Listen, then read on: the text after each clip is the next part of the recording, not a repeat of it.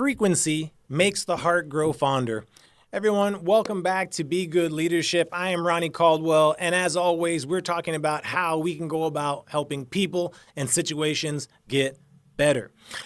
So, when we talk about building relationships, and relationships are key to any human endeavor, we can't do as much alone as we can accomplish with the help of others, with genuine relationships that are making our lives better every single day.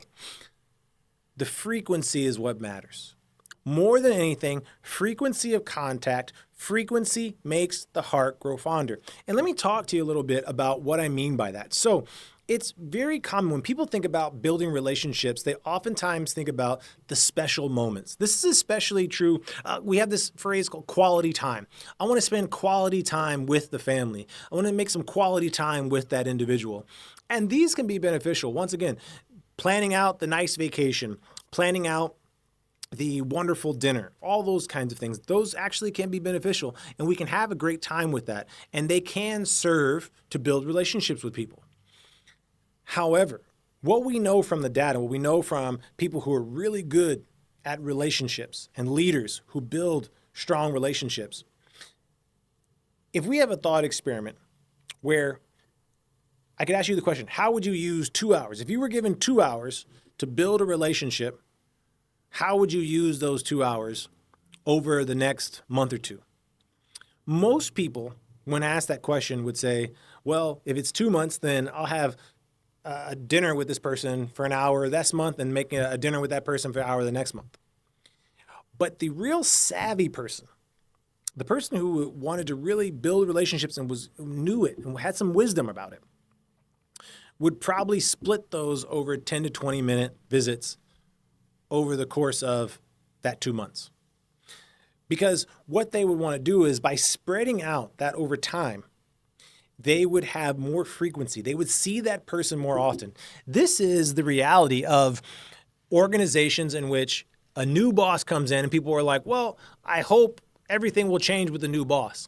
And then they get more of the same because as humans, what we don't quite understand is how much we are influenced by proximity. The people who are closest to us, by who we see most often, end up having an outsized influence on us, and we end up liking them more. It's an amazing thing that ends up happening. The people who we talk to most often end up becoming more likable to us because we get to see the nuances of them. We see them a little bit often. We begin to trust them a little bit more. We begin to think, oh, that's just who we see and what we hear all the time. And so oftentimes things don't change because the new boss comes in and the same people who had offices around the old boss are the same people who are talking to the new boss all the time, right? And we can use this, though, in a high quality way by making sure we spread ourselves out a bit. That as leaders, we go in and we make sure we're making time to talk to different people, but we're making frequent visits because the frequent visits increase the proximity and they also increase our ability to influence each other and create likability, create relationship. People who we see more frequently, I see you, 10 minutes, pretty readily around the water cooler or in the teacher's lounge or, you make your way by my desk every once in a while and just ask me how I'm doing. And see, I've made friends and made relationships with 3-minute conversations at a time, but frequent ones. Checking in with people. I tell people all the time, check in with people when they have some free time. Just go in and say, how are you? How you doing? What's going on? What's a big challenge right now? I talked about before, you can ask even an accountability question. Hey, so how's that going? What's the status update on that? How's everything going with that? How are you doing? But the more frequent that happens, the more we begin to trust people, the more we begin to build a relationship around people. This is even the case at home. As a parent, so often the parent who works late, works a lot of time, thinks that, well, the way I make up for that is planning some really nice vacation or planning this big trip or this large quality time.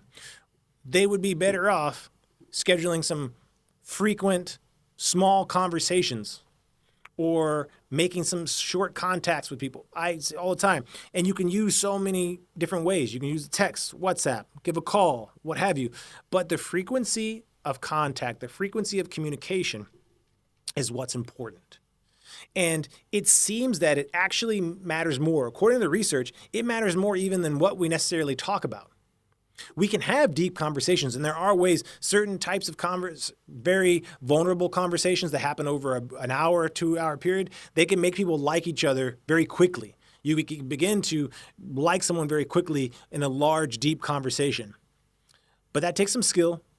It also takes some risk. It takes the time, it takes some preparation to build that kind of conversation and have that conversation intentionally. However, it doesn't last as long and is not as, how would we say, it's not as robust over time as the person who allows for frequency. And you don't even have to get that deep with the frequent conversations. It's just that the frequent contact, making the time for it. And this one takes discipline. It does. It takes discipline because you only have so much space in your calendar, your time, but you need to go ahead and be intentional about it. The people who are best at this, they make it a routine. They have a list that they're going to, hey, these are the people I'm going to get in contact with today. They have a process. They know how they're going to follow up with people. How I contact this time, but when's the next time I'm going to circle back to this person and just have a conversation? And you diversify the medium as well. You don't always have to do it face to face.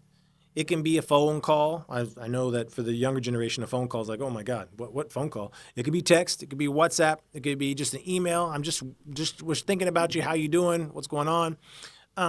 But these ways of making sure that you on a frequent interval, you're scheduling time to make sure you're having these little interactions before major ones. It doesn't mean that you never actually have that 1 hour dinner or get together for a big event.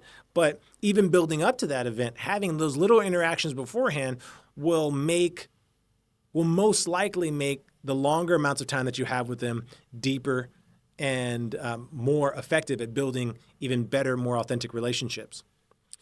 So how do you plan out the frequency?